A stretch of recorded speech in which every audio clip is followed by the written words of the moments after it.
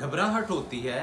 यकदम heart beat तेज हो जाती है, दिल की धड़कन बढ़ गई है, बस अब ईसीजी करवाने जा रहा हूँ, फिर एक ईसीजी, फिर दो ईसीजी, फिर मैदे में कुछ हो गया है, नीचे से चीज़ को ऊपर को जा रही है, दिमाग को गैस चढ़ रही है, फिर एंडोस्कोपी, कोई क्लोनोस्कोपी करवा रहा है, कहीं मुझे कैंसर तो नहीं हो गया, कहीं कोई लाइलाज मर्ज तो नहीं हो गया। हर किस्म के टेस्ट करवा लिए पर सारे टेस्ट ठीक आते हैं, किसी टेस्ट में कोई बीमारी नहीं आती, मगर मर्ज जान ही नहीं छोड़ता। सोचो का ऐसा सिलसिला चलता है जो रुकने का नाम ही नहीं लेता।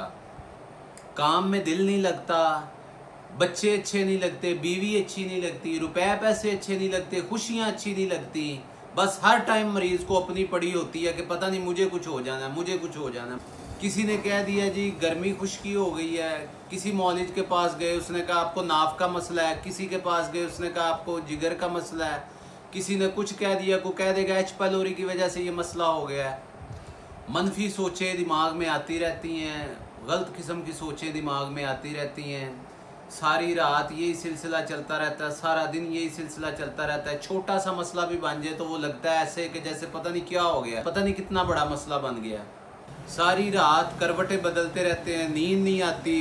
नींद जब आती भी है तो इस तरह लगता है कि पता नहीं नींद आई भी है कि नहीं, सुबह फ्रेशनेस का एहसास ही नहीं होता।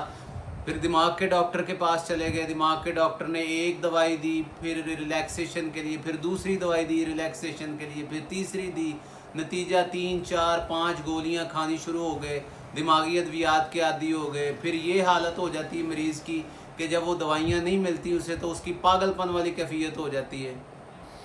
मेरी अपनी ज़ाती तहकीक के मुताबिक ये जो डिप्रेशन, वहम, खौफ, घबराहट, वसवसे के जो मर्ज़ है, जिसे कुछ लोग डिप्रेशन का भी मर्ज़ कहते हैं, ये मुख्तलिफ वजूहात की वजह से मुख्तलिफ लोगों को होता है। मसलन किसी का वालिद फ़ौत हो गया तो उसे सदमे की वजह से हो गया, किसी की बहन फ़ौत हो गई, उसका बड़ा लगाव था बहन के साथ तो वो उसे इस वजह से हो गया, किसी बंदे को बैरून मुल्क गया हुआ था उसे डिपोर्ट कर दिया गया तो वो वापसी पे आते आते प्लेन में ट्रिगर हो गया उसे ये मर्ज़, और किसी का कोई अपना प्यारा कोई जेल में चला गया या वो बंदा खुद जेल में चला गया। कुछ मरीज़ इस तरह से भी आते हैं, वो कहते हैं जी हम ड्रिंकिंग करते रहे उसकी वजह से हो गया उन्हें मसला, किसी को किसी ने बहाने से कोई भंग खिला दी या कोई इस तरह का कोई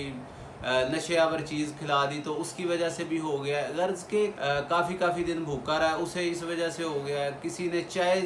बहुत ज़्यादा पी है उसकी वजह से ये हो गया। जो लोग इसे मैदे की वजह से नहीं ना समझते, जो कहते हैं कि जी ये डिप्रेशन का मर्ज़ है, ये मैदे की वजह से नहीं होता, ये दिमाग की वजह से होता है, ये उनसे ये अर्ज़ है कि वो चंद दिन फास्ट फूड, जंक फूड, तेज़ मिर्च मसाले वाली ग़िज़ा खाएं, चाय पिएं और कोला पिएं, उन्हें पता लग जाएगा खुद ब खुद ही कि उनका मर्ज़ कितने फ़ीसद बढ़ गया। जब उनका मर्ज़ ये चीज़ें खाने से बढ़ जाए तो फिर उन्हें समझ जाना चाहिए कि ये मैदे से बिलोंग करता है और मैदे की वजह से ये ट्रिगर होता है मर्ज़।